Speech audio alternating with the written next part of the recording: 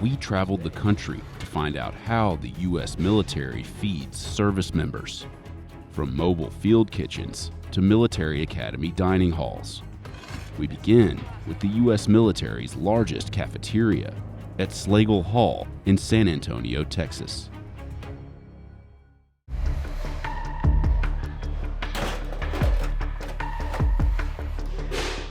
These cooks are preparing 4,500 meals at the Slagle Mess Hall, the U.S. military's largest dining facility. At 60,000 square feet, it serves Army soldiers, Air Force airmen, and Navy sailors who train at Fort Sam Houston in San Antonio, Texas. Daily, I'm preparing at least about 3,500 to 4,000, at least for breakfast. Our head count goes up for lunch, so we automatically feeding at least 4,500. So that's some good pasta right there. We need a balanced, nutritious meal.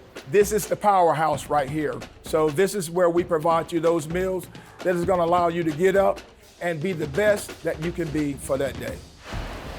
Business Insider spent 2 days with Slagle staff as they prepared for the largest meal of the day, lunch, while following a color-coded system intended to encourage service members to make healthier choices.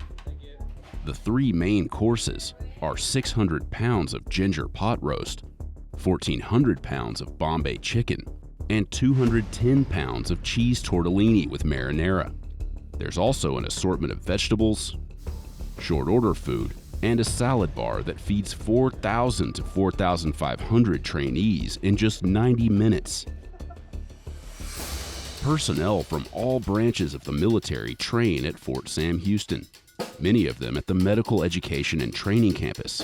In 2013, the dining facility was named in honor of Sergeant First Class Wayne Slagle, a distinguished Army combat medic. And mashed potatoes? Mashed potatoes. Thank you. Gravy? Oh yes, ma'am. I can definitely make my day. I come here about 3 times a day. It's included in my BAS, so might as well. The experience is really cool. All the staff are very nice. I've built a bond with a couple of them, especially for being here for so long, so it's just nice to see those familiar faces here. Slagle serves about 66,000 meals each week, about 35,000 to Army soldiers, 18,000 to Navy sailors, and 13,000 to Air Force airmen. All trainees are required to dine at Slagle for lunch Monday through Friday.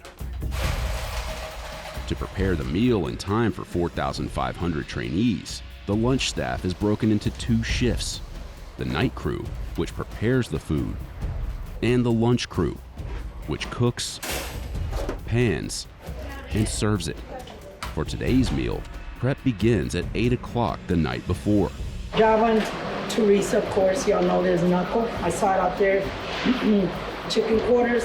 I haven't seen the tortellini, I haven't seen the lasagna. I'm gonna go check on that, okay? So y'all do your thing. Our overnight crew comes in, they cook off the ginger pot roast. It's not fully cooked, but they brown it and cook it off. That way, when I come in, that makes it easier to slice once it's cooled and everything from what they did. And then once we slice it, we go back into the oven. So it's like a whole process. To prepare the ginger pot roast, the cooks start by unpackaging about 600 pounds of beef knuckle. They move it into pans, season it, and move it all into ovens to brown.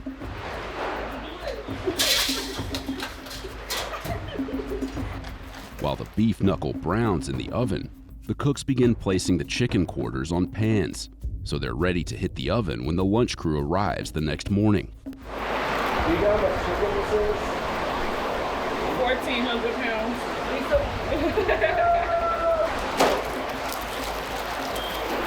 Kind of a workout. Yes.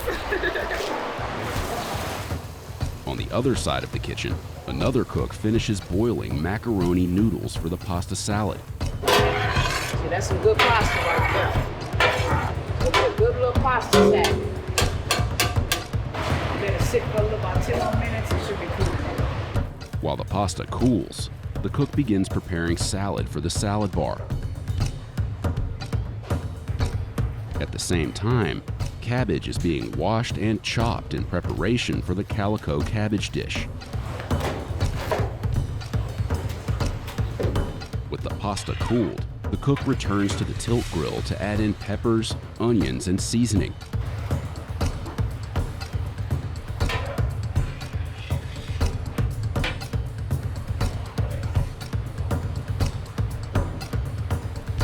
It's then scooped into a pan and stored in the fridge. After just 3 hours of prep, the cooks move all of the food into the refrigerator for the next shift. Okay. Well, no, I might need that for my folks. The next day, lunch prep begins at 6 a.m. A cook seasons the chicken quarters before sticking them in the oven.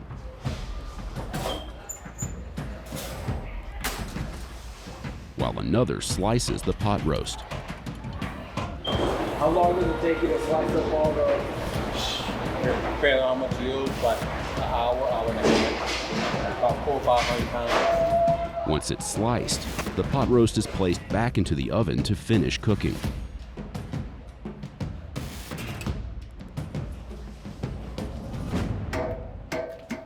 In a 60-gallon kettle, the marinara sauce is made with 114 pounds of pizza sauce, vegetable oil, and an assortment of seasonings.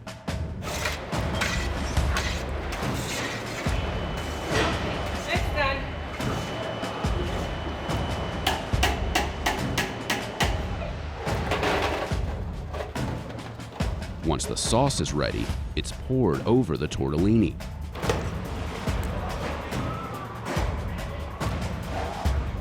And placed in the oven to cook. With the main courses underway, 450 pounds of peas, carrots, and cabbage are added to the tilt grill and boiled.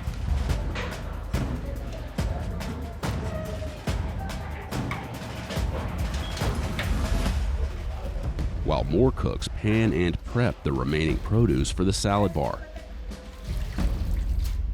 It's not really a challenge, or it's not too hard for us, because most of us have been here 10 to 15 and 20 years plus. So it's like we're in the motion of doing this already. We kind of already have this idea of, I know how many soldiers I'm gonna feed. They told me we fed this much last night, so I know to project this head count for the next day.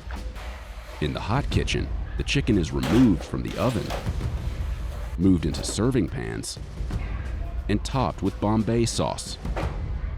The chicken is moved into warmers to stay at a safe temperature until lunch, while the ginger pot roast goes back into the oven to continue cooking. I've never met a person before that has not had a sweet tooth. But again, my key word is balance. Cooks prep the desserts by cutting over 2,000 slices of cake and moving them into individual serving containers. Slagle orders over 1,800 cakes per week. So our desserts that we provide here at the Slagle, they come in a multitude of combinations. Some are pre-prepared and some that are prepared in the facility. However, we try to cut down on the sugars and the fats, but more importantly, it's all about the taste. So if we can fool them and give them a great taste, then we have won. In 2022, Slagle Hall served 2.1 million meals. It's not how much food we serve, it is what is our grocery bill. So our grocery bill is astronomical. According to Slagle, the mess hall spends $14.2 million annually on the food provided to trainees for breakfast, lunch, and dinner, served 365 days a year. And managing that food is a logistical challenge. I have dairy Monday through Friday, produce the same thing Monday, Wednesday, and Friday. And then I have my bread Monday, Tuesday, and then Thursday and Friday. So basically there's always something going on with what's coming in or what's going out. The kitchen at Slagle has 10,000 cubic feet of refrigerator space. It's a big freezer. I can probably hold to maybe up to $300,000 worth of food. But I vary about 187 to 200,000. My meats will be basically hidden back here where my pallets are. My breakfast items, sausage, pancakes, waffles. This will be all our greens, which is asparagus, green beans, broccoli, peas, corn. It goes all the way to that back wall over there. As lunch nears, the staff prepares the dining rooms and moves the produce onto the salad bar. An elevator helps them move the food between the two dining room floors. The food is removed from the warmers and set out on the serving line. Outside, trainees begin to make their way to the mess hall. Typically, trainees are required to march into lunch in formation. However, on this day, because of an unseasonably cold Texas morning, trainees were permitted to arrive independently.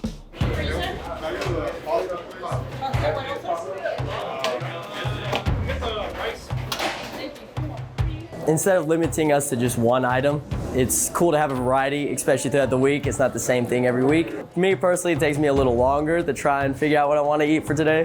But just going through the line, they offer us, I believe it's 2 proteins and then 2 sides. So there's just a different variety of sides. So sometimes it's hard to pick. You want to try it? You got to try it. I always do stop at the salad bar as well. Usually to try and add a little bit of extra protein, so maybe some eggs or some ham cubes to my meal. Serving 4,500 trainees in 90 minutes is no small task. Slagle is broken into 2 floors, each with its own serving lines and dining room that feeds 1,100 at a time each, meaning trainees must eat quickly so everyone can be fed in the allotted time. Most of the companies we have anywhere between 200 to 300 people. If you're closer to the front of the line, you get a little bit more time. If you're near the end, you don't get as much, but roughly 15, 20 minutes or so for everybody at least. And then, they want you outside ready to go so we can go back to class and, focus on our primary studies and everything. There's no specific calorie count that we're trying to hit because we do not tell an individual that you can't come through the line again. However, it has to be balanced. The menu follows a DoD-implemented program known as Go for Green, which encourages service members to make healthier choices. On the serving line, the food is categorized into 3 groups, each represented by a different color. Green for healthy foods trainees should eat often, such as steamed brown rice. Yellow for foods trainees should eat occasionally, like hot rolls. And red for foods trainees should eat rarely, like gravy. If you was to ask me why trainees need so much food and why we have to provide the balanced meal that we do, it's because they are not at home anymore. They are not on the couch. They are out here training, getting it in, defending the country that we all love. And in order to do that, you got to have the spirit. We don't provide that, but what we do provide is the fuel and the energy that you need in your body. As lunch comes to an end, trainees leave the mess hall to return to their training, while Slagle staff cleans the dining room and prepares for dinner, which is now only 4 hours away. When U.S. Army soldiers are on deployment or running field exercises, they have to eat a lot. You got this burning right here and no food cooking. Stop. That's where Army culinary specialists come in. If a unit goes out to the field, if a unit deploys, well, they've got to eat. So we're going with them. After completing basic training, future culinary specialists head to Fort Lee, Virginia, to train for 8 weeks, where they'll learn how to cook for up to 800 soldiers in this. It might not look like much now, Stand clear. but when it's fully assembled, it has the capability to act as a fully functioning kitchen that can keep troops fed in the most remote of environments. We went from a box on wheels to a whole freaking kitchen, right? But before trainees cook for hundreds of hungry soldiers out in the field, That shit looks like more than 5, doesn't it? they have to start with the basics. There you go, okay? Some of them don't even know how to turn a stove on. Insider spent 5 days at Fort Lee, observing several classes at various stages of training.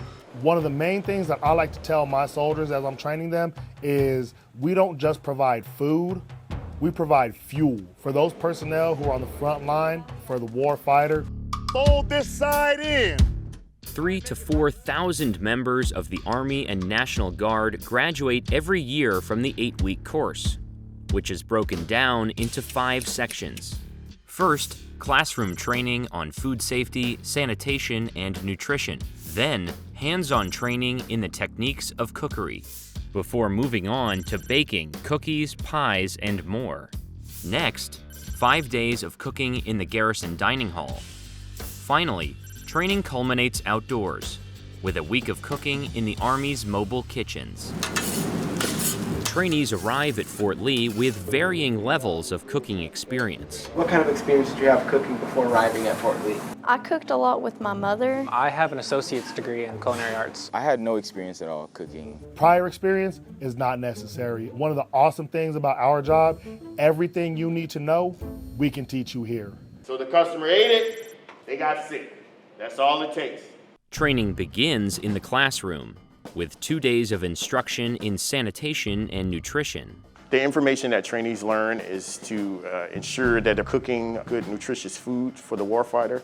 And then they also learn about safety, sanitation, how to prevent infectious disease, how not to transfer and cross-contaminate food, and then how to provide safe meals.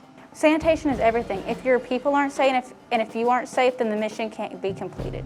Trainees are tested at the end of each block of training in the form of a 50-question exam. We have anywhere from 9 to 15 different diseases that they learn. And then they have to understand what food items they're found in, how do their practices impact their ability to be able to spread those diseases to different customers within those facilities. You will go to your stations, you will put on your hat, and you'll put on your apron. Training moves from the classroom to the cooking labs during techniques of cookery. The techniques of cooking is basically their first introduction to the kitchen. Some of them don't even know how to turn a stove on, so that's where I get to teach them how to use their equipment. But before they start cooking, trainees need to become familiar with the tools they'll be working with. This first bend in your finger, this first little knuckle, all right, this is gonna be the furthest point out, so this is gonna be on your knife. It'll be just like this. There's a couple methods that I use, like a claw method, making sure that they tuck their fingertips underneath, because in our field, you kind of need your fingers, you kind of need all of them. Cube is what? Same size all around, right? All right, so. Trainees get to see instructor demonstrations on how to cook certain foods during their first 4 days in the labs. But they won't have that luxury later on. Weigh up your beef, put it in your large pot, and you just move on to the next step, okay? They'll come up to front of our stations, and we'll literally show them how to do it step by step, accordance with the recipe card. Then they have the opportunity to go back to their stations and apply what we taught them how to do that product. If you don't have rice in your small pot yet, half a cup of rice, all you have to do is read your recipe cards, guys. That is key.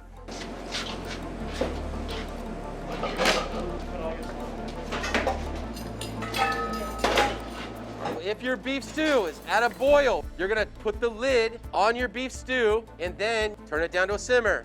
I think in this whole procedure, if you don't understand how to read a recipe card, then you're gonna fail. You have to be able to read it step by step. That way you can learn how to do these things and execute. That looks like more than 5, doesn't it? All? Jesus. There you go, okay? The hardest thing is probably retaining information, learning the techniques that we teach them, and then applying it. Take your ladle, you don't want to overkill. Make it look nice and neat. Part of your grade is presentation, guys. Once the trainees have completed their recipe, they bring their finished product to the back of the cooking lab to be graded on presentation, technique, and execution.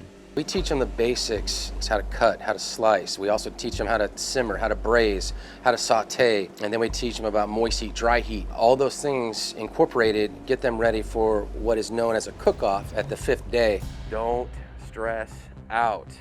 Have fun. Make sure you have your utensils. During the cook-off, trainees have 1 hour to prepare a chef's salad, green beans lyonnaise, and spaghetti with a ragu sauce, but won't receive a demonstration or explicit guidance from their instructor. Coming in today for cook-off, I was actually excited because I enjoy cooking. That's fun. I was a little nervous about what to expect, unknown, not knowing like, oh, I make a mistake. It was just a whole lot of anxiety, a lot of nervous thoughts, and excitement bunched in one cluster. 5 minutes, guys, 5 minutes.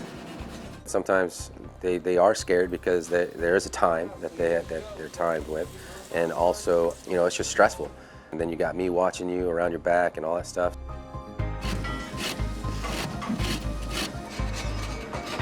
At the end of the cook-off, the trainees' dishes are graded on a number of criteria. They'll be docked points if items are not cut properly, dishes are undercooked or overcooked, or if their sauce is not the right consistency. The thing that you did wrong was supposed to be slices, correct? So I thought we meant those are rings. Oh. Yeah. But you did good on everything else. You overcooked your onions a little bit, okay, and they're a little bit too big, okay? A lot of the students did a lot of things right. The biggest thing is when they do cut-ups. Some of their cuts that they do for these products are either too big. Some things that are wrong is they don't drain all the liquids off of certain individual items. Presentation is important because it's all about eye appeal. So when you go to any restaurant and you serve something outstanding, that's going to show the people that you put your flair into it. You put your own artwork into it. Sauce, it's outstanding, good job. Salad, good presentation, and good cuts, right? So good job. All the trainees passed all their products today, so it makes me feel very happy. It makes me feel like they listened to what I had to teach, and they applied it to everything that they plated on their presentation. And actually preparing it and see actually how you got all this put into one dish. It comes out so well. It tastes so good. It puts a lot of pride in your heart. Sure you use your rubber spatula to get all that sugary goodness inside the bowl. Now armed with a foundation in the techniques of cooking, trainees move on to baking. Well, you know, everybody has a sweet tooth, but like I say, we're just not feeding soldiers, we're feeding civilians too. So we just make sure we give them a nice home away from home treat, and I think everybody deserves that. When you're putting your sweet potato pie mixture in your shell, ensure you do not get it on the edges or it's going to burn. Everybody tracking? Remember, get your butter knife, you will stick it in the center, and then pull out, it should come out clean. So if not, just put it back in there. But sometimes in techniques of cooking, they have trouble in that, and then they become the best baker in this section because they know they have to pay attention to detail and they can't skip any steps. Baking is a science, and if you don't pay attention exactly, you're gonna get it wrong. If we had a conventional oven, yeah, it will be done, but these gas, because the heat is coming from up from the bottom, it's taking longer for it to cook around it. I've learned a lot with Miss Harrison. She's a great cook, great teacher. So once your fruit pie and your sweet potato pie, when they're done, I want you to put them both on the same sheet pan. And then we're gonna present it over there by our numbers. Once again, the trainees' finished products are graded on a number of criteria. For my custard pie, you guys did a real good job. So the filling looks good, so now my eyes is going to the crust, okay? So that's what's gonna sell me, the crust. Ooh, it's tight. Who's this, number 6, number 2, and number 7 again. You did a good job today. The baking module of training also ends in a 50-question exam and bake-off. But for now, trainees get to enjoy the fruits of their labor.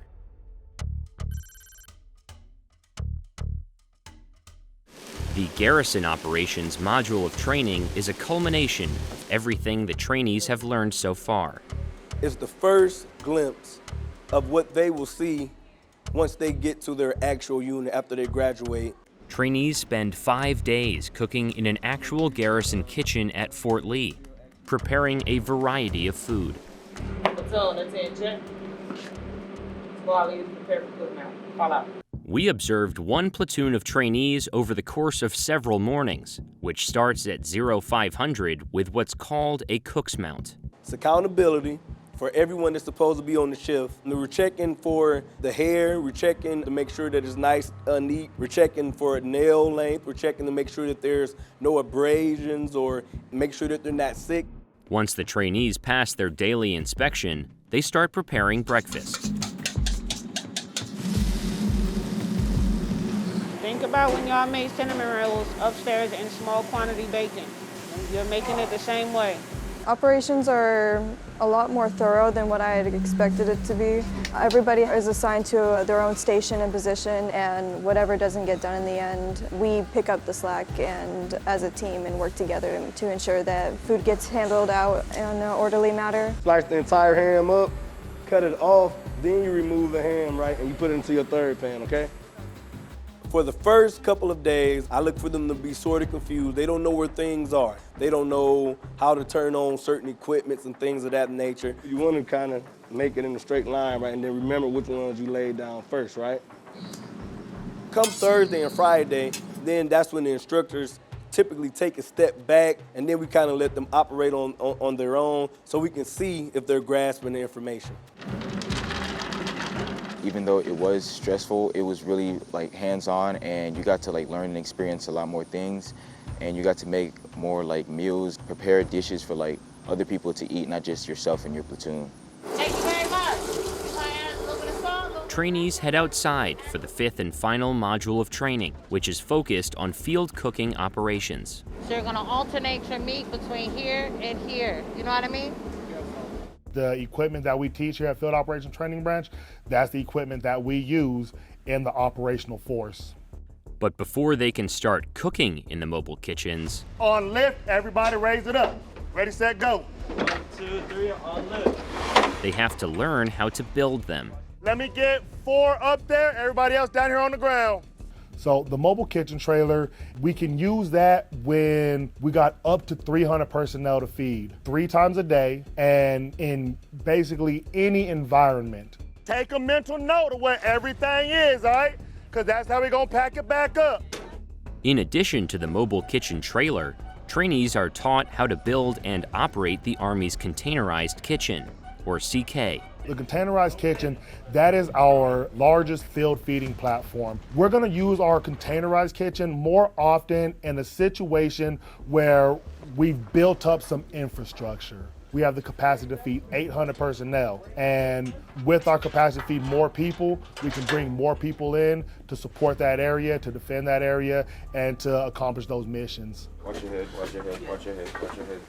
The process of setting up the CK is very challenging because there's a lot of big moving parts. You got to watch out for your battle buddies because there's a lot of things that's unfolding and spreading out on the CK, so you got to communicate. Over the course of 2 weeks, trainees have to pass a 50-question exam and demonstrate proficiency with each piece of equipment.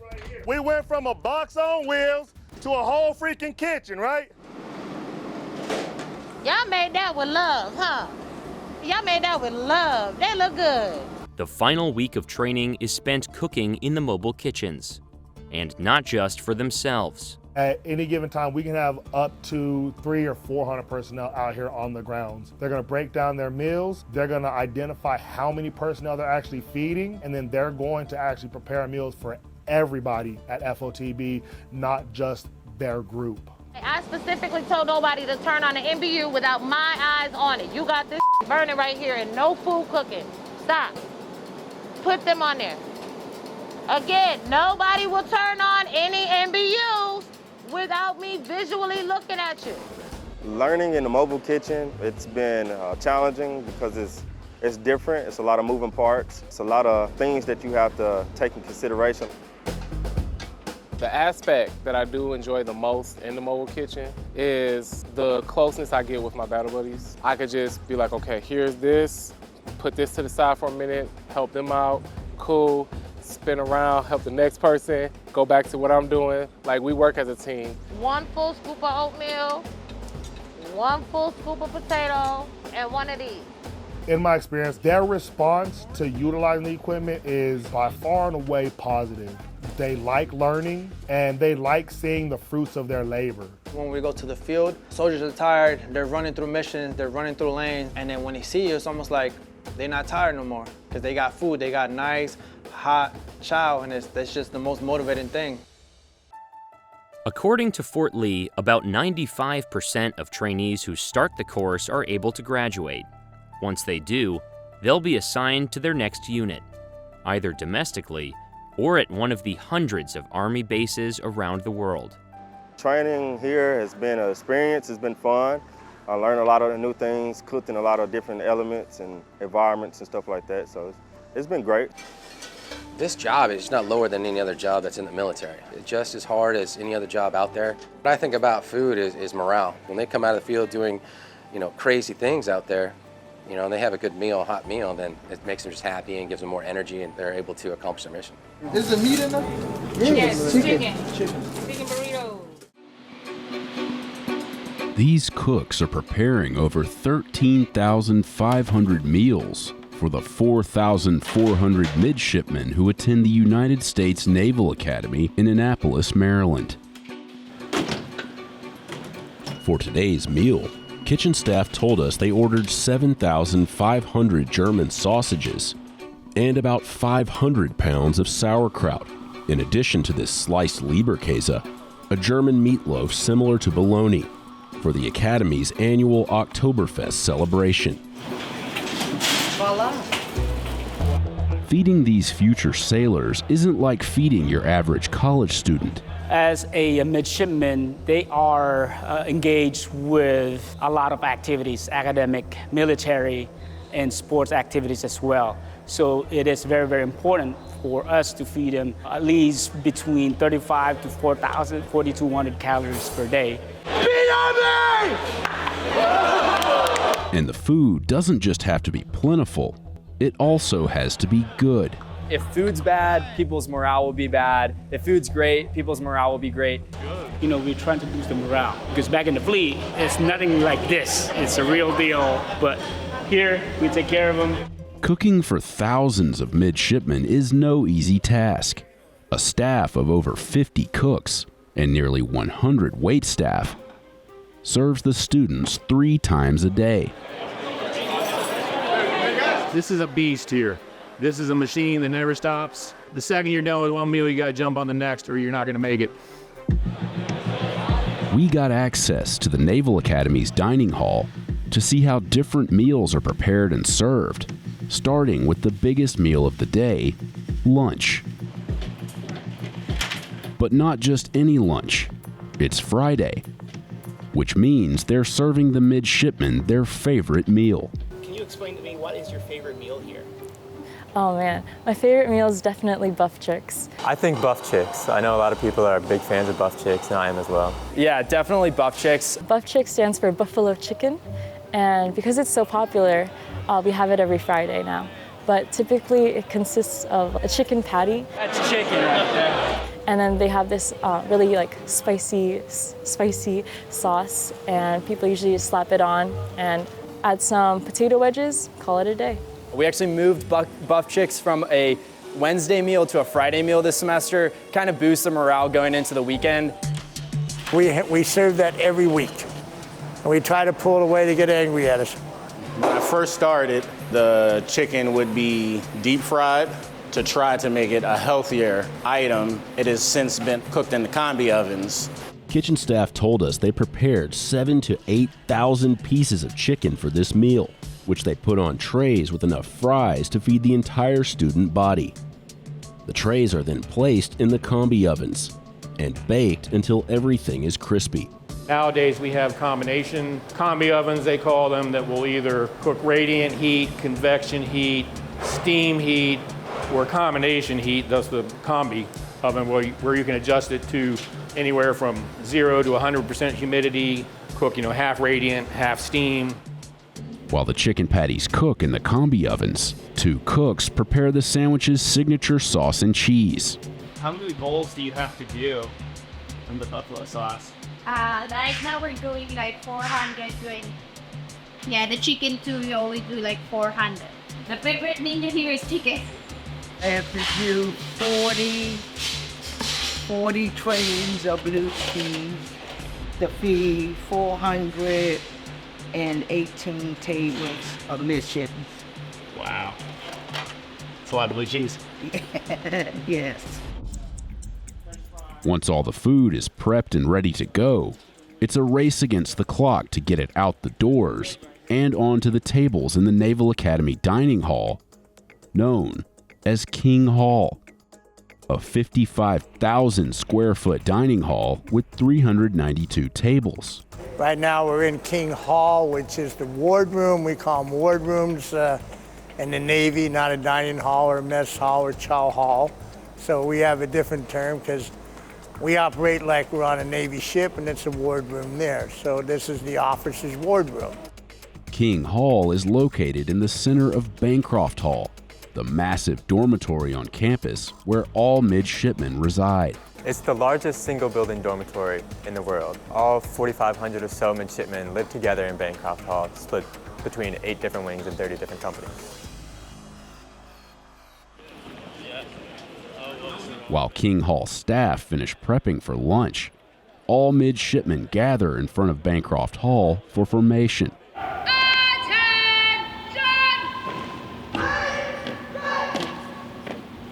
Our brigade commander gives us commands, carry swords, all that stuff.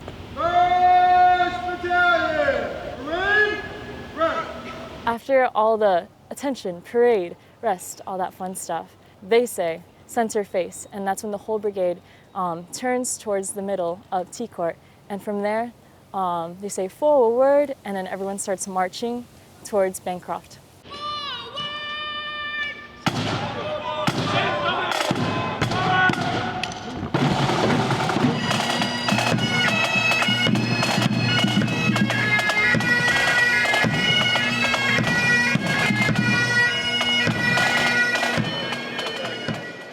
The academic schedule is such that they're really in class from 7:55 to almost 3 o'clock in the afternoon.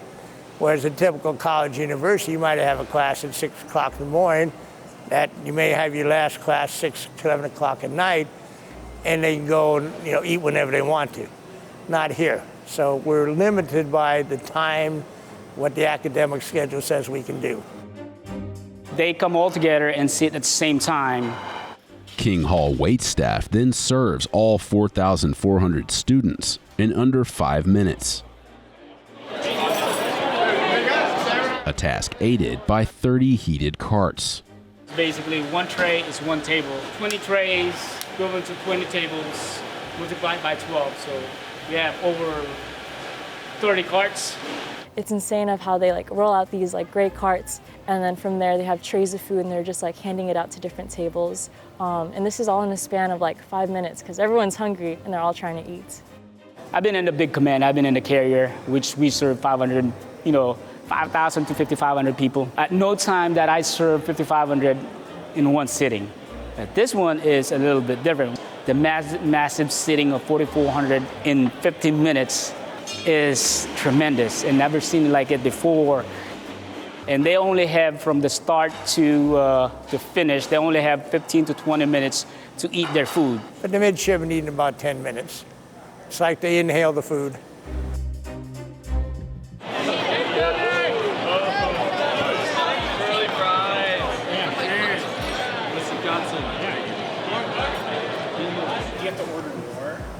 We do, because we put 18 pieces on each table, so 150%. So we give them additional rod table. Another thing too, we always have a few trays extra. So if they want more food, we just tell them, raise your tray up. The staff will bring you more food out here. You got not one, but 2 buff chicks. So we call it the double thick buff chick chicken sandwich. What's so good about it? That's the mystery. That's what makes it that much better. The buff chicken might date back further than I've been here, since I've worked here. And since I've been here, it's always been a favorite. It's never come off the menu. I don't envision it coming off the menu, but I know if we ever took it off the menu, we'd be in trouble. We'd have some complaints. But feedback is welcome at King Hall. A student liaison tasked with gathering the midshipmen's thoughts on the meals works with the kitchen staff to help refine menus. Really what we do is we take midshipman feedback and improvements that we can make in King Hall and translate that into how it could actually happen with the civilians and the military staff. Also, before releasing a new menu cycle, the staff invites midshipmen to come in and taste potential meals to see what they like. We have what we call menu boards, where we bring in vendors that come in here with the new products to display them. We have 60 midshipmen that come in, sample it, They grade it, they give us a score and say, okay, we like this, put it on the menu cycle. They do so much for us here to try and provide us with good food and in a quick manner that everyone's gonna like. So they're always trying to work with feedback from midshipmen and staff saying, hey, here's what we didn't like about this meal, here's what we did like. And so immediately we try and go in and solve that problem.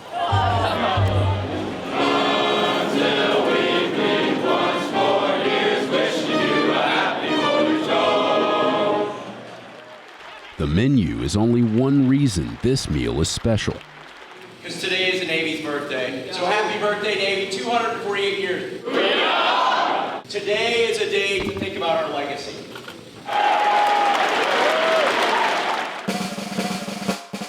George Washington formed the Continental Navy in October 1775 to protect American colonies from British attack. 70 years later, in 1845, Secretary of the Navy George Bancroft, the namesake of Bancroft Hall, founded the Naval School in Annapolis, Maryland, which later became the United States Naval Academy. Lunch at the Naval Academy is a mandatory meal, where all 4,400 midshipmen eat together at once. Well, the big difference you have here is we're still traditional. It's family-style feeding. But most everything else in college university is bars, Chick-fil-A, Subway, that they've contracted out with the local fast food restaurants to come in and do the food for them.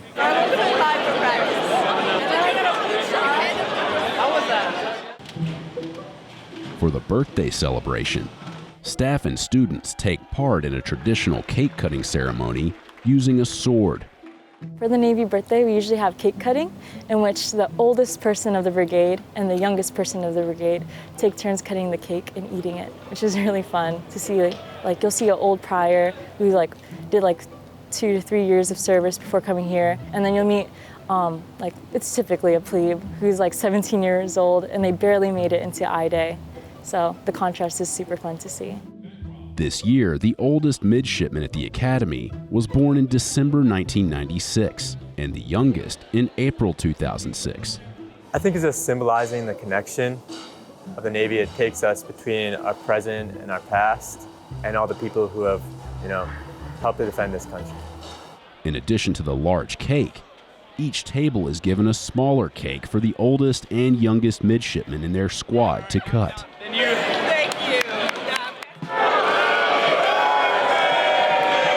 The Navy birthday lunch has its own set of traditions. But even for everyday meals, eating in King Hall involves a lot more rituals and customs than a traditional college dining hall. Every table seats a squad, a group of about 12 midshipmen from each grade level at the Academy, all with different nicknames. Freshmen first years are called plebes, then youngsters second years. In your third year, you're just called the second class midshipman. But then your last year, your senior year, you're called the firstie. In the middle of the dining hall stands a raised area known as the anchor, where leadership gathers before the meal. One unique tradition in King Hall is a favorite among students, a ritual they simply call Beat Army. Essentially, if a plebe or someone at the table opens a can of peanut butter and there's the seal on it, they'll pass it to a plebe, and they have to essentially heat up the jar as best they can. The reason why is because they need that warmth to make sure when it comes out it's very liquidy. So they stand up on the chair, they unscrew it just a little bit, but not too much, and then they scream, "Beat Army" at the top of their lungs and smash it against their forehead. Beat Army! And so it'll all explode everywhere and go on people. And so it's pretty funny. Some people hit other mids, which is kind of frustrating if you have a nice crisp uniform on, but just to get it as far as possible. And we have grads that come in here and sometimes eat, and they'll still do it. And so we try and do it as much as possible. Unfortunately, if mids don't clean it up, it is kind of a headache on the staff to clean it up. So we limit it in the same sense, but it is a fun tradition. At 12:30, lunch concludes, and the midshipmen quickly gather their things and head to their next class. Back in the kitchens, cooks have already begun prepping the next meal, a unique dinner that will require all hands on deck. Tonight, the Naval Academy will celebrate Oktoberfest. We've been doing that for about 8 years now because we have a contingent of German midshipmen that come in from Germany. Tonight's entree, various pork, beef, and vegetarian wursts. The sausages, for the most part, are prepared in our ovens. They're not boiled, they're just prepared in ovens. They're heated up, they're cooked all the way through and heated up, and we serve them that way. Like the sausages, Voila. a lot of the food in King Hall is prepared in ovens. Some of the food here are mostly pre-prepared foods already. Not a whole lot of scratch cooking, like I said, due to the manning constraint. I hate to say it, we always have staffing issues, shortages, but the show must go on. It's tough with any government hire because everything has to go through all the red tape and the bureaucracy and stuff. It's not like the private sector where if you need somebody, you can hire them off the street and have them working the next day. Well, I have about 45 that's actually working in the kitchen right now. For side dishes, cooks are preparing about 500 pounds of sauerkraut and a mound of red cabbage. And Leberkäse, a traditional German dish similar to a bologna meatloaf that cooks slice into individual portions before placing it in the ovens. Usually the day before, the staff will start preparing the food. They'll put in whatever pans they need to do it, put it in the oven racks and whatnot. So the next day when they come in, they're basically putting the items in the oven or in the vats and whatnot. So it's difficult if we try to do everything the morning of. We just run out of time. The menus at the Naval Academy are carefully crafted to fuel the needs of the midshipmen. So our primary focus is making sure that they're getting enough carbohydrates, protein, and fat, as well as fruits and vegetables for fiber and micronutrients. So it's really a balance of all of those things. In addition to the daily meals served in King Hall, there are alternative options in King's Court, which offers grab-and-go meals, as well as a large salad bar. Vegetarian options are also offered daily. They are prepping for the midshipmen that has some dietary restrictions and stuff, so we give them available options. While some midshipmen have dietary restrictions, others require more calories than their classmates.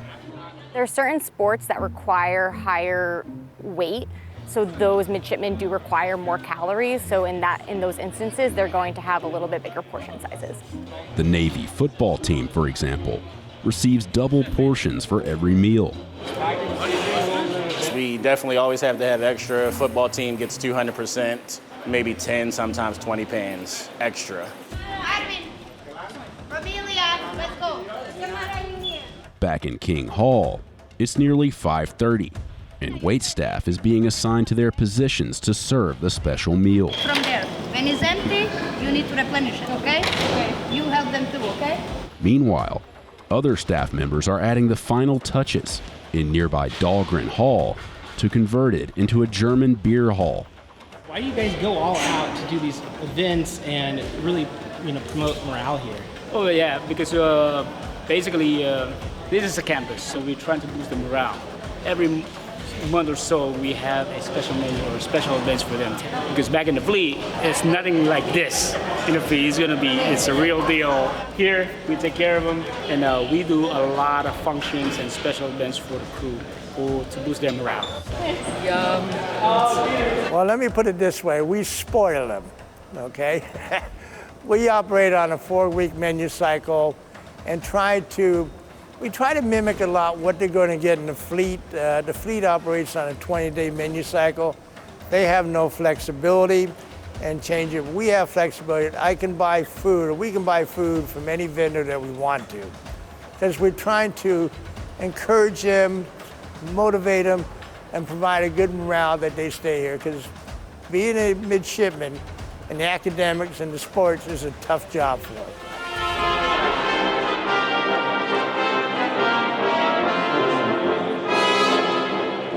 back in Dahlgren Hall, midshipmen begin filing in for the festivities. A lot of times they'll come in, full lederhosen, or the women will come in a dirndl.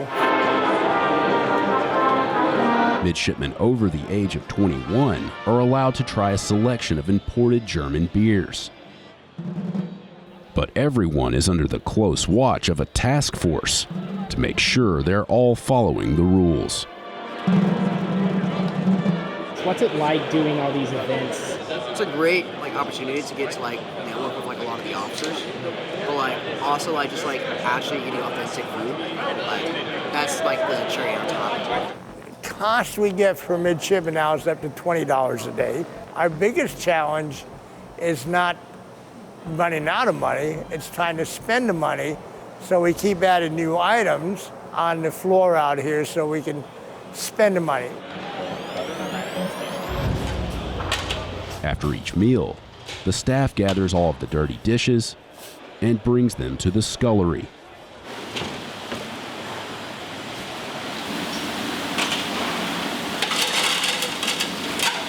Every single plate, cup, and piece of silverware must be washed before the next meal. It's unique. That challenge that you need to feed the 4,400 Brigade strong. It's what kind of gets me up and interested and pumped up to do my next day.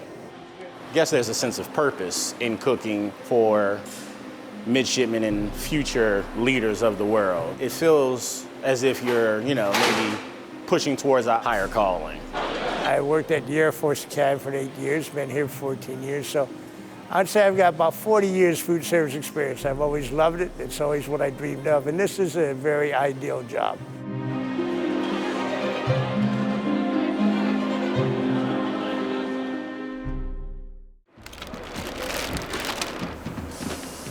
These cooks are grilling 4,200 beef tenderloin steaks at the U.S. Air Force Academy's 225,000 square foot dining hall near Colorado Springs, Colorado. And that's just for dinner. Over the course of 3 meals, the staff at Mitchell Hall will make 590 pounds of hash browns, 375 pounds of eggs, and 90 pounds of bacon for breakfast. Lunch will require an additional 127 pounds of bacon, 1,700 pounds of waffle fries, and 5,400 burger patties.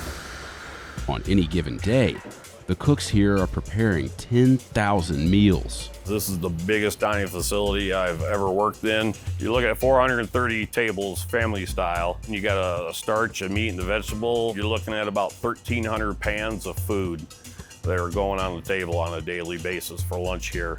But feeding 4,000 Air Force cadets isn't the same as feeding your average college student. Their energy needs are quite high compared to the average person, where most people are trying to eat 2,000 calories. These kids, I want them eating much, much more than that and consistently throughout the day. And on top of the bigger calorie count, lunch comes with a set of Air Force traditions 3 days a week.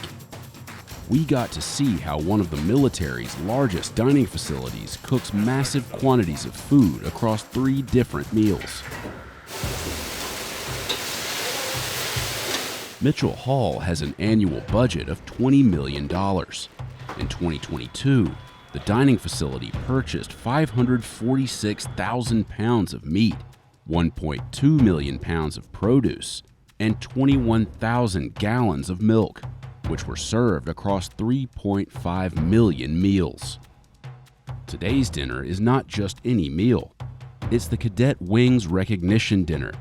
Recognition is a 3-day event where the freshman class is put through many stressful events to test their mental and physical stamina. Once you make it to recognition dinner, it's a sense of accomplishment. The freshman class is recognized as a fully qualified members of the Cadet Wing.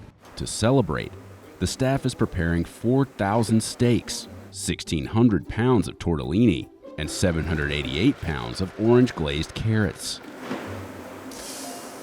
The first steak hits the grill at 1 o'clock to ensure the meal is ready on time, 5 hours before dinner is served. The steaks move in an assembly line fashion. They're removed from their packaging then placed on the grill, where they're seasoned and then cooked. They're then moved into a pan, wrapped, and wheeled away to be stored in hot carts to keep them warm until dinner. At the other end of the kitchen, the pre-made pasta is poured into pans, topped with pesto Parmesan Alfredo sauce, and moved into a rotating oven to cook. Preparing this much food requires an incredible amount of organization, but not just today. A meal like this is planned out more than a month in advance. We really want to work 6 to 8 weeks ahead and commit, we call it committing, our menu for that far in advance. Sometimes we'll find that in 8 weeks there's a holiday meal, so we need to make special preparations and changes to the menu for any special events that might be coming up. And the recognition dinner is one of the most special meals of the year. In the front of the house, the dining area is prepped for the cadets. Back in the kitchen, onions, carrots, and mushrooms are cooked with a medley of seasonings for the vegetarian beef stew, while the rest of the staff strains 788 pounds of vegetables and moves them into hot carts for dinner service. As cadets begin filing into the dining hall, freshmen, known as fourth-year cadets, typically have to pass out plates and silverware for the table. After that, the fourth years read and study the Air Force Academy handbook, known as Contrails, as they wait to be seated, while upperclassmen quiz them. Tonight, the fourth years become fully recognized members of the cadet wing and will no longer have to perform these duties. So during the year of freshman year, we're required to come in here, and after everything's set up, we have to hold our contrails at the position of attention and study them. So they make us do this, to form discipline because we're standing at attention, holding our arms up. So on Saturday night, it's a fun tradition to come in and have your upperclassmen do that with random objects. 0 grams, potassium, 160 milligrams, 4% sir. And then you can ask them questions like they would with us with our knowledge. We're like yelling at them in a fun manner, and it's just a really cool experience, tradition that we do. Before dinner ends, the wait staff brings out Mitch's Mountains, a dessert made earlier in the week by upperclassmen just for today's occasion. The Mitch's workers came in and they brought us these boxes, and we're like, oh, what's that? Then they open them and it's just this pile of dessert. And so it's pound cake on the bottom, topped with a bunch of scoops of ice creams and whipped cream and cherries and American flags on top to celebrate our country. And so that was one of the cool experiences for us as freshmen. After the meal, the staff in charge of the recognition dinner head home. In just 8 hours, a fresh team of cooks will arrive to prepare the next meal. Good morning. Our head count for today has gone back down. We had to increase because of the weekend for recognition. So breakfast, we have scrambled eggs, bacon, and the roundabout hash browns. Let's have a good shift. This morning, the cooks only have 2.5 hours to prepare breakfast for 1,500 students. It's a smaller meal because, unlike most lunches during the week, cadets aren't required to attend. But it's still a challenge to finish on time. The biggest challenge that we have right now is making sure that we have enough staff on hand to make sure that the job gets done on a daily basis. We are open 7 days a week, and we do serve 3 meals per day, so the work never stops. Like many other kitchens, Mitchell Hall is still recovering from a staffing shortage caused by the pandemic. The 8 cooks on staff for this meal boil 375 pounds of pre-cooked scrambled eggs, heat up 90 pounds of bacon, and cook 560 pounds of hash browns in an industrial-sized fryer known as the Monster. As our staffing dwindled, we've had to go to a lot of pre-done convenience items. For instance, boil and bag mashed potatoes, boil and bag mac and cheese. It's a very time-saving opportunity for us with the short staff that we have. It's a proven method for serving large quantities of nutritious food with only a handful of cooks. The staff will spend the majority of their time transferring breakfast items into pans, where they will be set on the serving line for cadets to grab and go, or dine in. But just as breakfast is being served, lunch prep is already underway. So lunch today, the cadets are getting what we call the California burger. They're getting waffle fries today. Again, they get run through our monster deep fryer as well. And we got the lettuce, tomato, onion kits that come in fresh, and those get placed on the table as well. On Monday, Wednesday, and Friday, there's no room for error in preparing the lunch meal. All 4,000 cadets are required to dine in at Mitchell Hall, and they're only given 20 minutes to eat. There's only about a 30-minute window that they have between classes. Then right after that, they're going to another class of military training. So there's only a small window built in for them to eat in Mitchell Hall. That limits their options. We can't provide endless options in a meal like that, so they do get their one main option. We usually have a lean protein option for them, and then we have a vegetarian option, and that's it. Where at like a traditional college, you're gonna go in and you're gonna have different types of cuisines available. We don't have that necessarily here. I think it's just the scale that we serve on is the biggest difference in how we provide food to our cadets. Prepping the burger patties for 4,000 cadets takes about 4 hours. Cooks start by laying out the pre-cooked patties on a tray before moving them into the oven to heat up. In another part of the kitchen, cooks work together to feed 1,700 pounds of waffle fries into the deep fryer conveyor belt. As the fries exit, they are immediately put into pans that are later loaded into hot carts. Meanwhile, vegetables are boiled and seasoned in 2 100-gallon kettles. So what we have here is our 100-gallon steam-jacketed kettles. We cook a very diverse amount of product through here. Right now we're doing Italian vegetables. That's one of the vegetables for lunch service today. Typically on veg, we'll do about 200 pounds worth of vegetables for a lunch service. On the lower level of the kitchen, staff works to wash, chop, and pack fruits and vegetables for meals planned later in the week. Prepping food days in advance allows staff to seamlessly serve thousands of required meals. There's a buffalo chicken wrap, buffalo chicken tenders with vegetarians, waffle fries. But even more crucial to their efficiency is planning the menu weeks in advance and storing the meals in the dining facility's 20,000 square foot warehouse. When we are ordering foods, that order goes in all at the same time for the whole week. They get put into a category, and depending on that category is the day that they arrive. Once everything comes up the elevator, we'll separate it and take it to wherever it needs to be. We have 4 storage departments: the warehouse, the freezer, meat, and dairy. While the warehouse staff takes inventory and stocks next week's food, the kitchen staff is wrapping up lunch, moving the last few batches of food onto warming trays.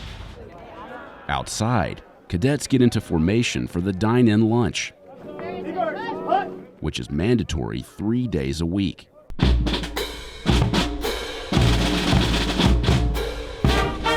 Air Force Academy band begins playing as the cadet wing marches toward Mitchell Hall. 2,500 men in the making march en masse to mess for meals like Mother never made. Since the Air Force Academy was established in 1954, cadets have been required to march into lunch. Once inside, 4th years set the table and serve the food. We set out all the plates, we set out forks, knives, and spoons if they're needed. I was at the position called the cold pilot. I pour the waters and set that all for the table. And then the person next to him is called the hot pilot, which he would get all the food ready, everything, the meat, the vegetables, and the carbs. He would set that for each freshman and every upperclassman. Today is the freshman class's first lunch since recognition, where those responsibilities no longer fall on them. They dine like the rest of the cadet wing. It is impossible to meet 4,000 cadets' nutritional needs and food likes and dislikes. And so really it's working on them on an individual basis, just emphasizing the importance of regular eating and how that affects both not only their academic performance, but their physical performance as well. The Air Force Academy follows the nutrition standards outlined by the U.S. military, which requires its most active members to eat up to 4,700 calories a day for men and 3,000 a day for women. Mitchell Hall provides as much as 5,000 calories in a day, not including food from Falcon Express, the grab-and-go station inside the dining hall. I order every single item that goes into there, so I try to balance it out too with things that are good and healthy for them, that provide a lot of energy and nutrition, with some fun things as well, like Cracker Jacks and potato chips and stuff like that. At 12:15, lunch comes to an end. Cadets clear their tables and head to their next class. The waitstaff begins cleaning the tables and resetting the dining area. Back in the kitchen, the cooking staff starts prepping for dinner, which will be served in 5 hours.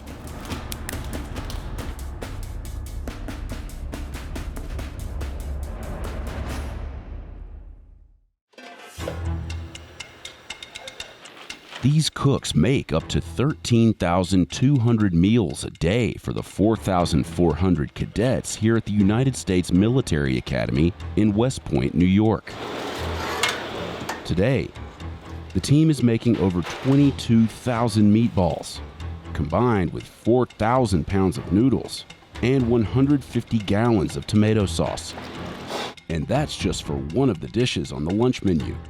I would say in comparison to a standard college, we do things a little differently, I think, than most colleges do. Attention all cadets. For lunch, we are having chicken. There are lunchtime rituals, and each meal is balanced specifically for these future military leaders' rigorous workload. The cadets' nutritional requirements are elevated because they are engaging in academic work, in military training, as well as their physical exercise that they're completing here day to day. Every meal is earned, not given. So the fact that we are able to march in step, keeping our military bearing, shows after a long day or long morning of classes, we've earned this meal.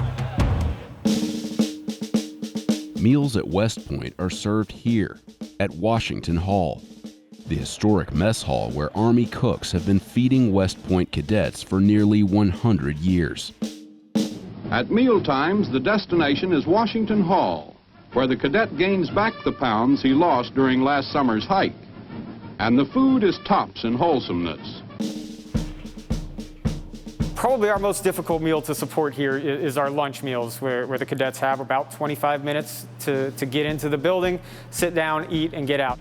I think the one thing that a lot of people don't realize is how fast it all goes. So it starts at noon at formation. We all get in there by 12:10. And then after that, the food is served to 4,000 people and eaten all within 15 minutes. But it's not just the cadets who have to move fast. A lot of the cook staff who have been in those military environments and who have understood what that means to serve and what that looks like. So I think they try to structure the menu so that they may see similar things when they're out, not at West Point. But how does the staff at West Point prepare over 4,000 nutritious meals that can be served and eaten in under 25 minutes? Insider was granted rare access to the mess hall to see how they pull it off. The food is prepared underneath the mess hall, in a labyrinth of hallways, kitchens, and freezers. So feeding 4,000 cadets is certainly a challenge. It is also a very well-oiled machine. We've got multiple refrigerators and freezers here. My whole background in the Army has been in food service the entire 20 years that I've been in the Army. In the cadet mess, I have approximately 90 Department of the Army civilian employees that are our cooks. They're the ones that cook all the food. But we also have another approximately 130 or so contractors that work in the mess here, and their job is to actually serve the food to the cadets. The challenges preparing 4,000 meals 3 times a day are substantial. Our staff is arriving at 3:30 in the morning, and we're not opening for breakfast for another 3 hours, but the reason is because it takes that 3 hours to prepare food for 4,500 cadets. On the menu for today's lunch, spaghetti with meatballs, breadsticks, fruit salad, broccoli, and iced cake. Prepping enough spaghetti for over 4,000 students starts nearly 2 hours before lunchtime. In the large kitchen, cooks start the spaghetti by boiling 400 pounds of pasta in these giant vats. Then they add 22,500 meatballs, which they prepared early this morning, enough for each cadet to have 5. With the spaghetti underway, cooks begin steaming 720 pounds of broccoli. Meanwhile, in the bakery, 400 cakes are being iced and placed on carts. Back in the main kitchen, cooks drain the water from the vats and add 150 gallons of tomato sauce.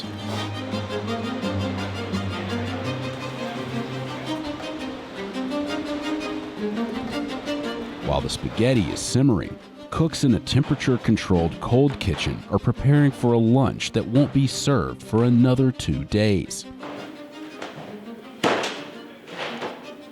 These cooks are opening 2 pallets of frozen ribs weighing 3,600 pounds and breaking them into pieces. Prepping meals days in advance is one of the methods the mess hall staff uses to serve so many cadets so quickly. For menu development, I work with a dietitian that works for the United States Corps of Cadets, which is upstairs from the cadet mess here. We come up with options that using Army recipes that are in the Army system, as well as other recipes that are available online, and we review those recipes, make sure that they meet the dietary guidelines that they need to meet for West Point's standards, and then we try them out. I am a registered dietitian and a certified specialist in sports dietetics for the Corps of Cadets at West Point. So the menus are structured in a certain way to make sure that they are meeting all of their calorie requirements. So on the menus, there's usually carbohydrate-based foods, which are going to fuel their brain health, support their academic performance, as well as prime their muscles for some of that moderate to high intensity exercise that they're going to engage in. And then we usually have plant and animal-based protein sources in order to support their tissue and muscle recovery. And then we have a lot of different fruit and vegetable options, so fresh fruit. We have cooked vegetables at the table, as well as a pretty robust salad bar that provides lots of antioxidants to make sure that they get that color in, it supports their immune system, and make sure that they combat some of that inflammation that's occurring from that intense exercise. Once all the dishes are finished, they are served into portioned containers and loaded into heated carts. We have around 50 to 75 of the hot carts going, so generally speaking, each hot cart will hold food for about 10 tables. 10 minutes until assembly for lunch formation. Before lunch formation and before morning formation, the plebes call minutes, and they say the meal for that day. For lunch, we are having chicken, rice, and vegetables. After receiving the minutes read aloud by freshmen known as plebes, 5 minutes remaining. Cadets get into company formation in front of Washington Hall in an area called the apron. All right, right. While the students gather, members of the West Point band play them into formation.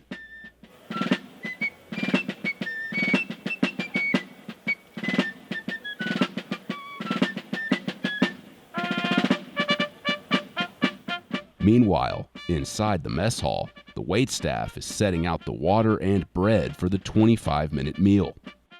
Oh, it's like everything you've seen in the movies. Before formation, we hear the band start kicking off, really telling us to fall in the companies. 4 count 4. Once the accountability is taken of the company, then the battalion, and the regiment, we all start marching to the beat of the drum to the mess hall. And really the drums help us stay in step, keep the cadence, and keeping our military bearing.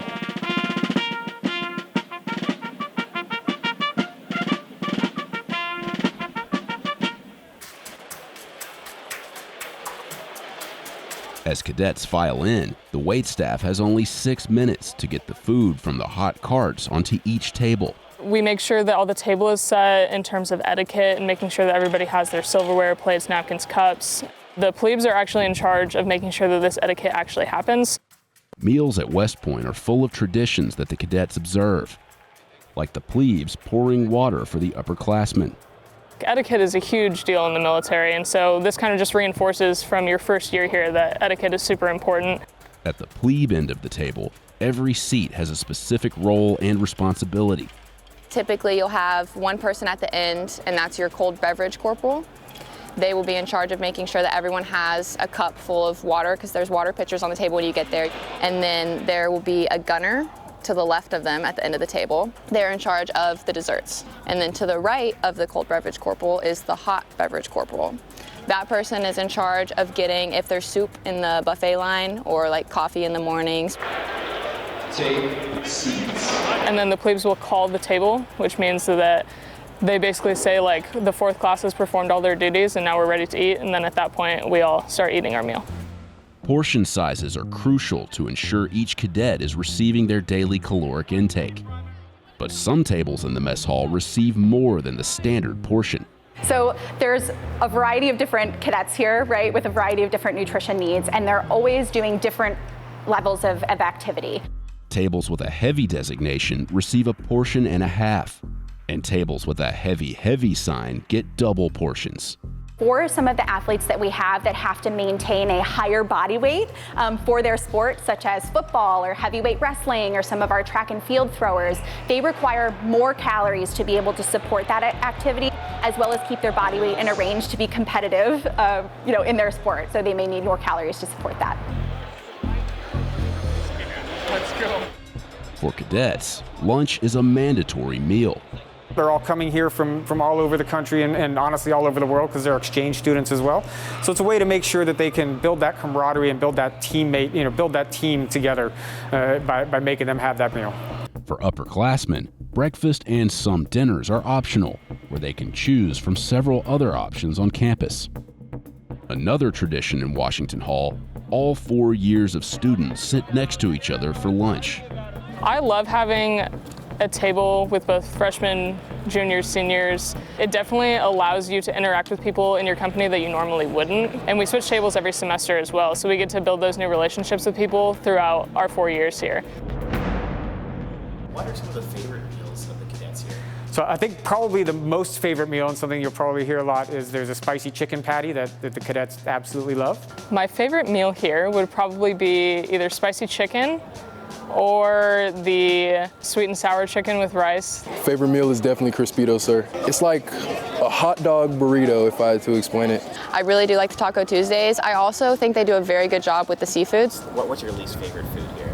My least favorite food would probably be taco night. Probably the pork chop. I'm not really a big Philly cheesesteak guy. Sometimes they'll get burnt out on eating chicken. There's only so many proteins that we can prepare.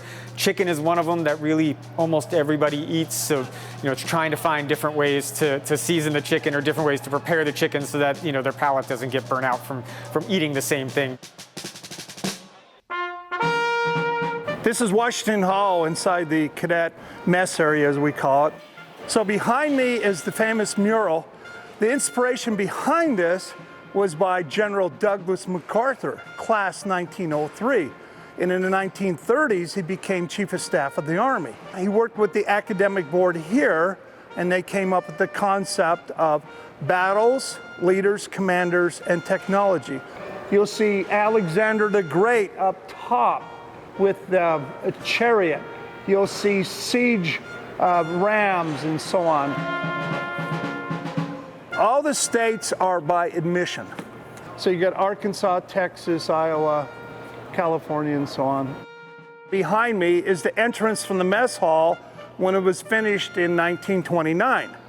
So below me, about 3 or 4 feet, would be steps, and then the grass area out here. This was the front of the mess hall. So in the early 1960s, the idea was to expand the enrollment of the academy, because the Army and the Air Force Academy, which was only a few years old, had an enrollment top of 2,500, where the Naval Academy had 4,000 midshipmen by law. So there's different aspects that occurred, but in 1965, the law was signed and they started building and expanding. So they built out from the original 1929 mess hall this way.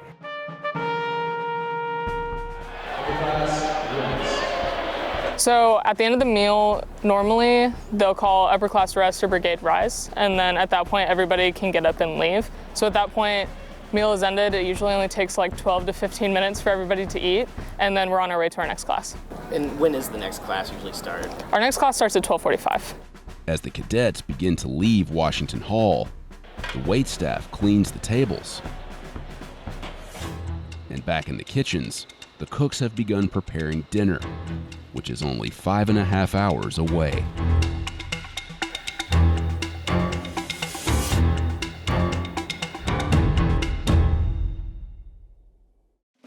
After you've been on a long training exercise like this, where you've eaten only MREs for 2 weeks, what's going to be your first meal in terms of what you can get? Probably KFC. Really? Yeah, we got good KFC in New Zealand. My name's Sam. I'm a bombardier in the New Zealand Army with 16th Field Regiment. About to try some United States military MREs. In November, the New Zealand Army traveled to Hawaii to participate in a joint training exercise with the U.S. Army. We asked one of their soldiers to try an American MRE, which stands for Meal Ready to Eat. The MREs kind of block you up a wee bit. So I got 3 MREs. We've got the pork sausage patty with maple flavour. We've got the cheese tortellini and tomato sauce. And then we got the creamy spinach fettuccine. I chose this one because I haven't eaten it yet. Can you just open it by hand? Yeah.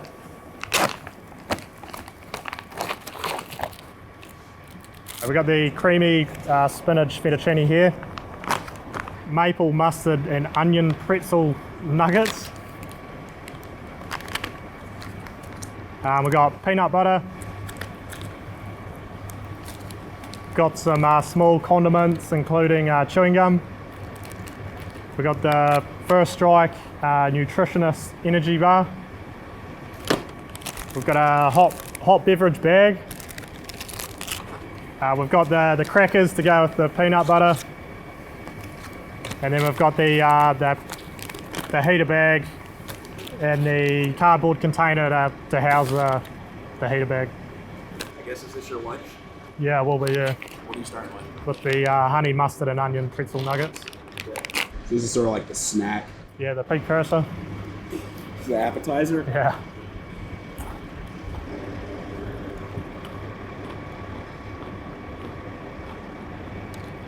Not too bad. Is it as good as like a snack food you'd get at a shop? It's better than I thought it was going to be. We're going to crack into the crackers. You probably had these before because they're in every. They're in every. What do you think of the crackers? They're not too bad. We have something similar. You have a lot of cheeses, like just cheese spread and jalapeno cheese, where we don't sort of have that.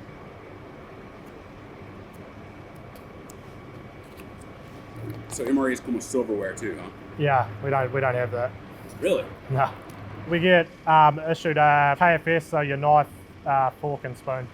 KFS. Yeah. Or a spork.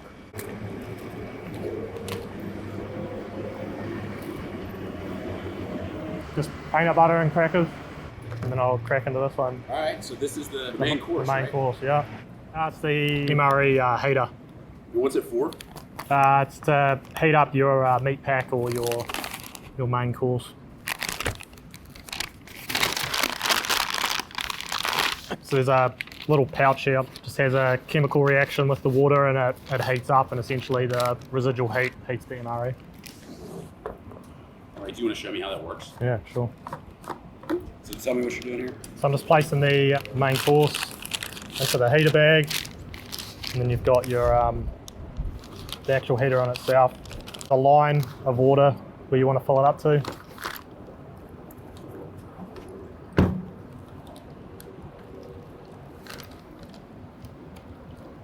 Probably enough. And then just give it a bit of a shake just to sort of activate it a little bit quicker. Fold up the edges. And you just chuck it in this little pouch here just to stop the edges folding up. Then try and keep the actual heater pack on the bottom. Should be good to go in like 5 minutes. What's going to be your first meal in terms of what you can get? Probably KFC. Really? Yeah, we got good KFC in New Zealand. What's your order at KFC? Probably like a 20 pack of Wicked Wings. I don't know if you have Wicked Wings. I don't think I haven't had Wicked Wings. What's in that? They're just like a spicy wing. You've been in the Army now for how long? Since end of 2016. How many MREs do you think you've eaten? Too many. We'll take our own sort of stuff out, so I like to take like a bottle of peanut butter or Nutella or something like that. It's high in calories, so I'm not having to eat MREs all the time. Well, you can just see it. Like steam coming off of it? I can see like the bubbles. Yeah. It's been like 4 minutes? Yeah, 4 or 5 minutes, yeah. So, been boiling away. Does that feel hot to the Yeah, touch? super hot. Try not to burn myself.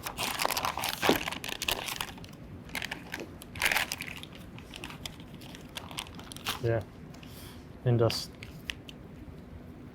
squeeze it around.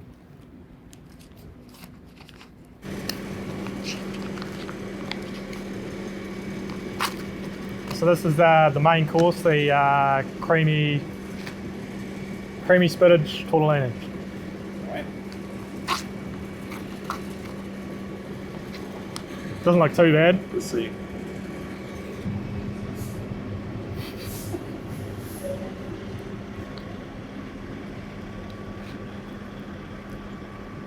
Not too bad, maybe a 6 out of 10. Describe the flavors you're experiencing right now, or lack thereof. Lack thereof. Yeah, it's spinachy. Yeah, it's not too bad actually. So more spinachy than tortellini-y? Yeah, I don't know what I was thinking I was going to get, but... This just kind of looks like a carbo load. Do you think like this could sustain you for a while in the field? Yeah, for sure. I don't know how many calories are on that, maybe like 500 calories, yeah. How many MREs during an exercise like this do you go through in a day? Probably just the two single meal ones, yeah. You feel sustained on that? Yeah, if I was going a bit further distances or working a wee bit harder, I'd probably need a wee bit more food, but yeah, enough to keep me going. Probably normally lose a little bit of weight in the field, so. What's been the best American MRE so far that you've had? Is it the beef ragout? Like ravioli? Yeah. The pizza one wasn't too bad actually. Now, will you save some stuff if you don't want to eat it all right away and do what they call graze on it later? Yeah. Or do you just eat it all in one go? Well, this you're probably gonna have to eat all in one go. Or like the Scroggin bag, like I was saying. So you basically tear all the carbs and all the sweets and stuff and just chuck them in one bag so you can just graze the whole time pretty much. What is Scroggin? So Scroggin, I guess it's a New Zealand term. It's just a mixed bag of nuts and freeze-dried berries and that kind of thing, and we just all cut it out of their MRE version and we just chuck it in one big bag so we're not having to muck around with rubbish and all that kind of thing, so we can graze. Right, what's this? This is the First Strike Nutritious Energy Bar. Have you had one of these yet? I have. How would you describe the texture when you hold that? Very sticky, packed full of calories and sugars and stuff. Quite a bit of chocolate in energy bars. Is that good for morale? Yeah, definitely. I'll hide the chocolate bars in my sleeping bag at night. So when I jump in, I also got something to look forward to. You don't have to finish it all. Or do finish it, whatever you want. Yeah, what's in this little pouch here? Creamer, freeze-dried coffee, some salt, crushed red pepper, some sugar, towelette to clean your hands, matches, just a napkin, chewing gum. You want to try that? Just peppermint. Tell me what you think of American MREs compared to New Zealand MREs. They're pretty similar, just different flavours. What's your plan once you have a say in what you can eat? I'm in Hawaii, so I'll probably go get some poke bowl or something like that. And what about when you get back to New Zealand? KFC. Stand clear. We went from a box on wheels to a whole freaking kitchen, right? The containerized kitchen provides the Army with the ability to perform large-scale feeding and everything that we need to prepare up to 800 meals 3 times a day. My name is Staff Sergeant Nicholas Davis. I'm an advanced culinary NTO at Joint Culinary Center of Excellence, Field Operations Training Branch. Today, I'll be going over all the equipment that an Army culinary specialist uses on the containerized kitchen. An Army culinary specialist is someone who has been certified to perform culinary duties to support the United States Army and all of their feeding needs.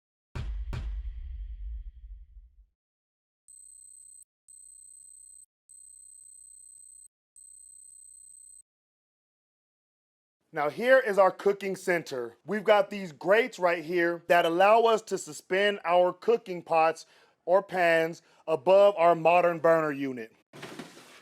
Our modern burner unit generates about 52,000 BTUs. All right, that's a lot of cooking power. We can fry, saute, boil, anything we need to on this portion of the containerized kitchen. Right here is our cooking pot. Cooking pot is nestled in the cooking pot cradle assembly. What this does is it contains the heat from the modern burner unit around that pot. This is a 15-gallon pot, and as you can imagine, trying to boil 15 gallons of water will take quite some time. This right here is going to cut that time down and reduce the risk of people getting burnt or heating up the area unnecessarily.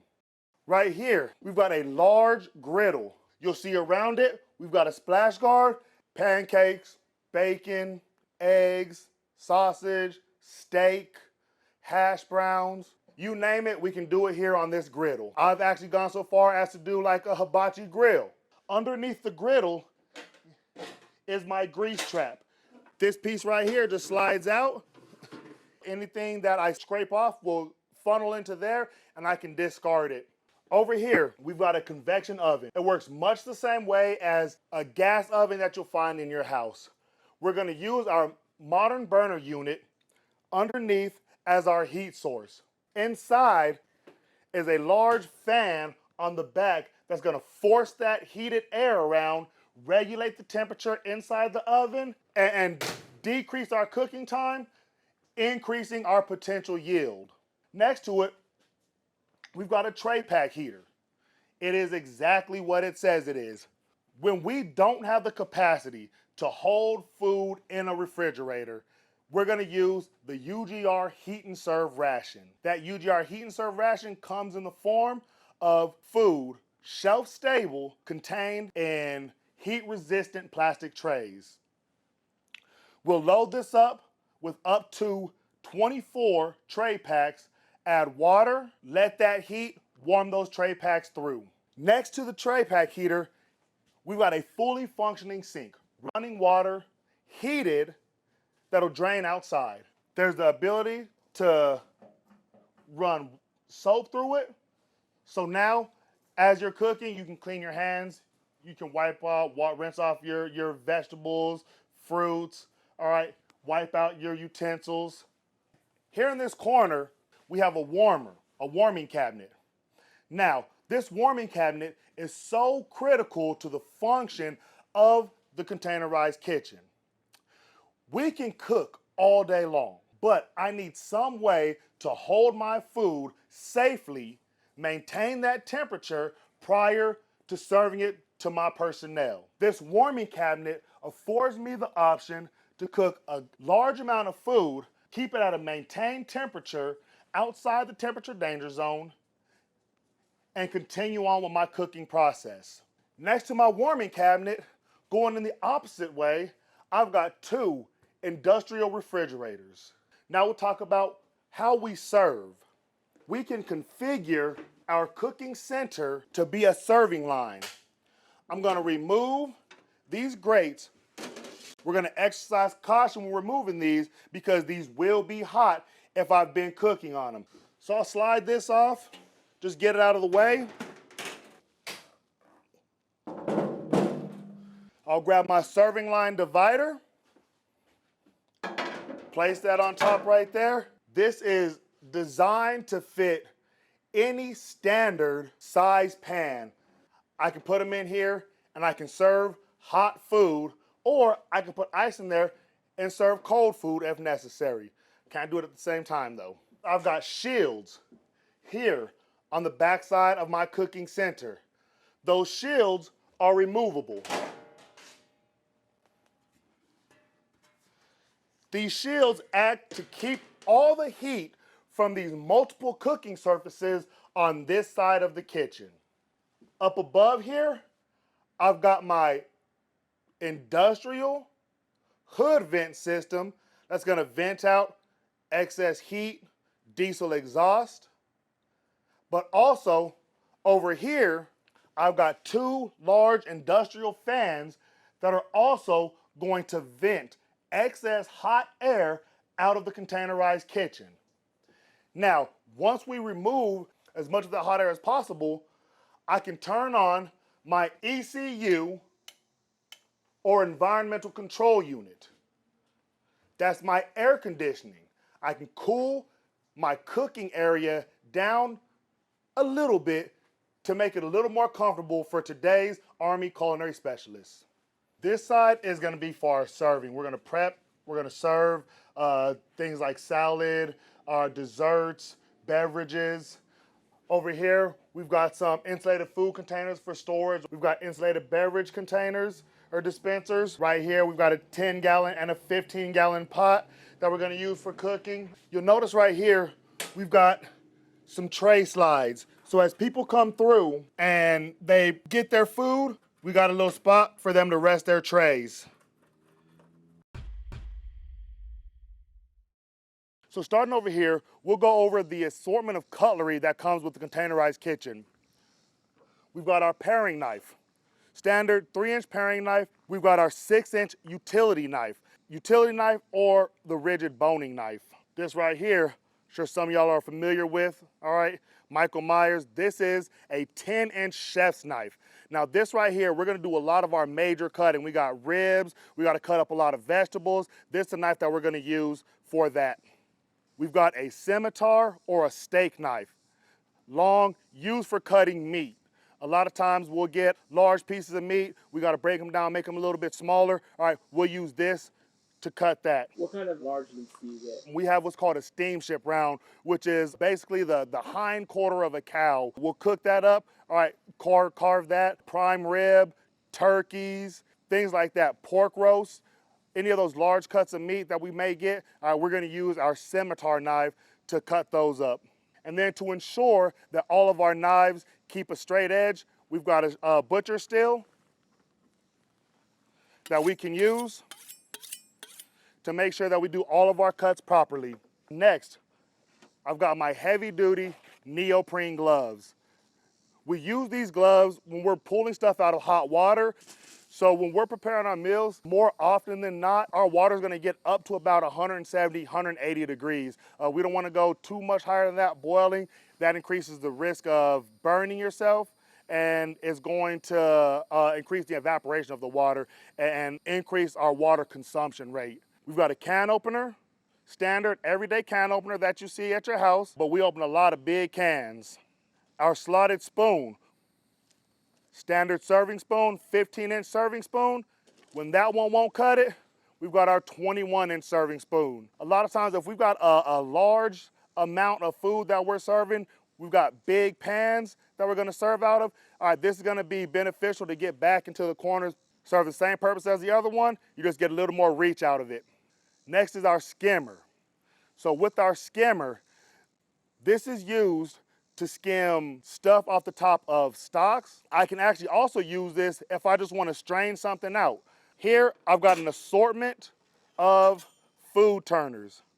So this long food turner, I'm gonna use this for something more like eggs, if I got pancakes, so I can get in on the side of it, use that, and I can flip it over.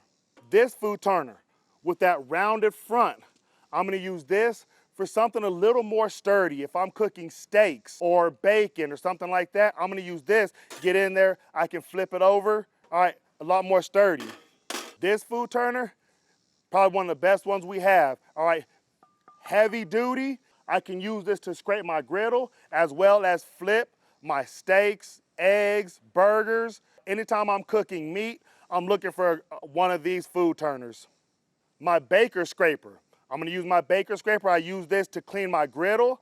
I use it to clean my tabletops. Depending on what type of rations we have, I may get up on here, make bread, cookies. I'm gonna use my baker scraper the same way that I would use it in a regular kitchen. This is our food scoop. We're gonna use this anytime we have something that might stick to the spoon. Things like ice cream or mashed potatoes, refried beans, softer vegetables like spinach. We'll use that so we can get it in and ensure that everyone gets a proper portion size. Next, we have our tongs. Anytime we wanna grab something, we're gonna use our tongs. Next is our serving fork. I use this much in the same way as tongs. For things that are a little bit closer, a little bit smaller, I'll use my 15-inch fork. I've got my 21-inch fork, especially when I'm using my large griddle, I'm gonna use this 21-inch fork. Next is my whisk. So this right here is a rigid whisk. You can tell the tines on it are a little bit thicker. I can also use this to add air to stuff if I wanna make things like meringues or whipped cream. Next, I've got my rolling pin. Everybody knows what a rolling pin is for, but here we use it for a few other things. We use our rolling pin to break up ice for when we pre-chill our insulated food containers. We have a 4-quart pitcher. When you're preparing food for 800 personnel, you don't have time for small measuring cups. 4-quart pitcher is gonna allow us to scale out, to measure out large amounts of liquid. If you don't need to go quite so big as 4 quarts, this is a 1-quart dipper. We're gonna use this to help transfer food from our large cooking pots to our serving dishes. Next, we have an 8-ounce ladle. Now, precision is everything. We have a set of measuring spoons. We're gonna use our measuring spoons to ensure we're getting the right measurements according to those recipe cards. Everything we do is hot. So we've got our hot pads. We're gonna use these hot pads when we're moving hot pans, we're removing stuff from the oven. I'll even use my hot pad sometime when I'm cleaning my griddle, just to give myself a little bit of protection from that hot stuff that's on the griddle. I've got a variety of serving pans. This is a half pan. Anyone who's worked in food service can identify this as a 6-inch half pan. We'll store food in here to serve it. We can prepare food in here even. Step up from the half pan is our 6-inch line pan. Some people may know it as a hotel pan. This is a 6-inch line pan. And that's all the equipment that a U.S. Army culinary specialist uses in our containerized kitchen. Jokes, jokes.